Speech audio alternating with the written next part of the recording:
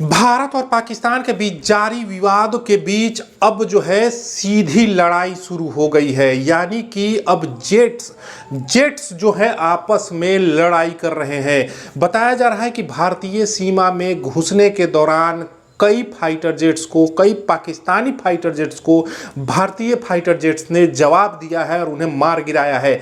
JF-17 की बात हो या फिर आपको फाइटर जेट्स की बात हो, JF-16 की बात हो, JF-17 की बात हो, भारतीय सेना ने उन्हें मार गिराया है।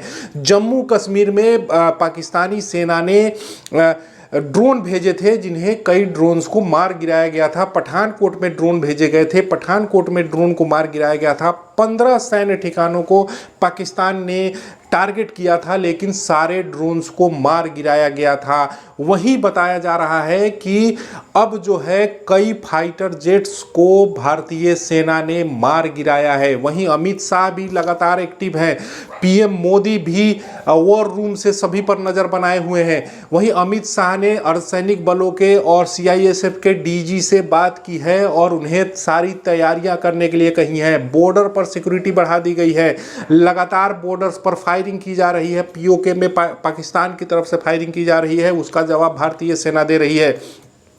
ऑपरेशन 2.0 जो ऑपरेशन सिंदूर चलाया गया था पहली बार, वो ऑपरेशन 2.0 भी लॉन्च कर दिया गया है और बताया जा रहा है कि पूरे तरीके से भारत पाकिस्तान पर हावी है और पाकिस्तान को इस बार कई टुकड़ों में बांटने की तैयारी भारत की तरफ से की जा रही है।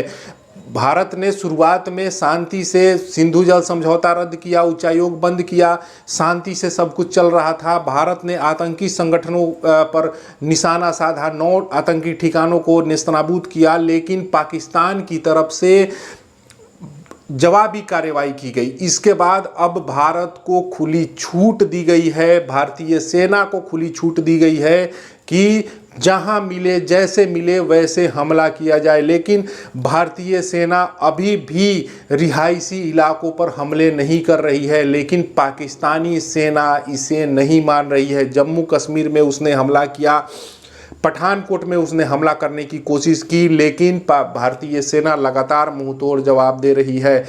कई फाइटर जेट्स को, JF-16 को, JF-17 को भारतीय सेना ने मार गिराया है। हालांकि ये कुछ देर बाद ये पता चल पाएगा, सुबह तक ये साफ हो जाएगा कि कितने उनके फाइटर जेट्स जो है भारत ने मार गिराए हैं। लेकिन जिस तरीके JF-17 2 फाइटर जेट्स की बात आसिम मुनीर जो वहाँ के सेनाध्यक्ष है, पाकिस्तान के सेनाध्यक्ष, उन्होंने माना है कि भारतीय सेना ने दो JF-17 फाइटर जेट्स को भारत ने मार गिराया है, ये उन्होंने मान लिया था। लेकिन आज जो है कई फाइटर जेट्स को भारतीय सेना ने मार गिराया है। हालांकि भारतीय सेना को कितना नुकसान हुआ है, भारत में कितना नुकसान हुआ है, इसका आकलन भारतीय सेना कर रही है। लेकिन जिस तरीके से ये मामला विवाद बढ़ता जा रहा है, आने वाले समय में ये आप देख लीजिएगा कि पाकिस्तान कई टुकड़ों में बंटने वाला है, क्योंकि पाकिस्तान जिस तरह से हरकत कर रहा है वो हरकत कोई भी देश बर्दाश्त नहीं करेगा। एक आतंकवाद को बढ़ावा दो आप,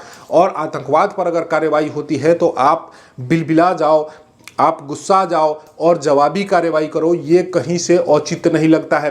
अलग थलग पाकिस्तान पड़ गया है। भारत के साथ कई देश हैं जो ये चाहते हैं कि आतंकवाद ख़त्म होना चाहिए। देखिए, पाकिस्तान के साथ लोग बोलते हैं कि चाइना है, लेकिन चाइना भी कहता रहा है कि आतंकवाद ख़त्म होना चाहिए। पूरा विश्व चाहता है कि आतंकवाद ख़त्म होना चाहिए। कहीं ना कहीं अमेरिका भी इससे आतंकवाद से जूझ रहा है, भारत भी जूझ रहा है, कई देश, विश्व के कई देश आतंकवाद से जूझ रहे हैं और वो आतंकवाद को ख़त्म करना चाहते हैं।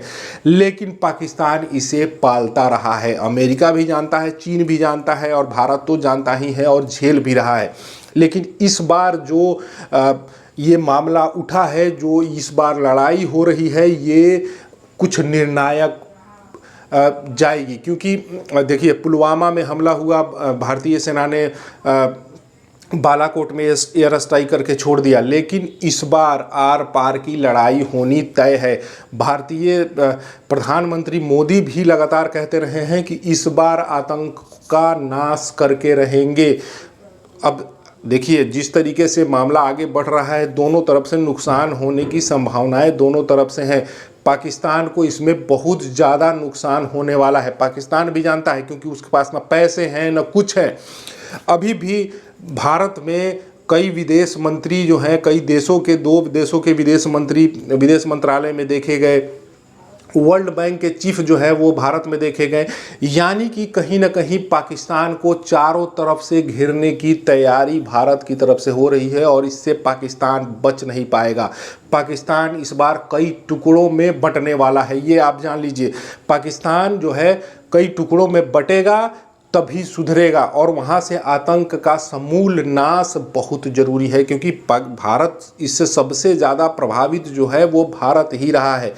कई आतंकी हमले, मुंबई का आतंकी हमला हो, जयपुर का ब्लास्ट हो, कई आतंकी हमलों को वो प्रायोजित करता रहा है। भारत सबूत देता है लेकिन वो नकार देता है, यूएन में भी झूठ बोलता है।